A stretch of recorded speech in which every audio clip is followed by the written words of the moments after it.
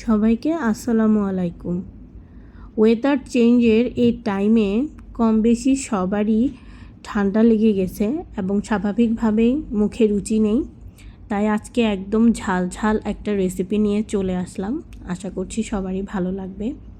প্রথমে তেলের মধ্যে অনেকগুলো পেঁয়াজ আর রসুন ভেজে নিয়েছি। আপনারা এটাকে মরিচ ভর্তা অথবা শুটকি ভর্তা যে কোনোটাই বলতে পারেন। এই রেসিপি করার জন্য আমি কিন্তু শুকনো মরিচটা পানিতে ভিজিয়ে রাখিনি, জাস্ট পরিষ্কার করে তেলে দিয়ে ভেজে নিয়েছি। আমি হচ্ছি একটা শুটকি লাভার, সেজন্য আমি এই ভর্তাটায় শুটকি ব্যবহার করছি।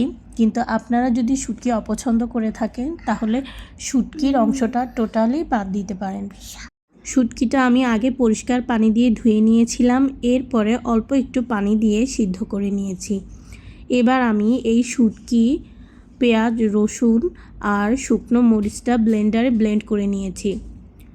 ব্লেন্ড করতে যেহেতু আমি অল্প একটু পানি ব্যবহার করেছি, সেজন্য আমি এই মিক্সচারটাকে আবার তেলের মধ্যে ফ্রাই করে নিব। তেলে ফ্রাই করার সময় অথবা ব্লেন্ডারে ব্লেন্ড করার সময় আপনারা প্রয়োজন মতো লবণটা দিয়ে নেবেন। দেখতে যেমন লাল লাল হয়েছে ভর্তাটা, খেতেও কিন্তু তেমন ঝাল ঝাল হয়েছে। আর এই ভর্তার সাথে লেবু কিন্তু মাস্ট দিয়ে খেতে হবে।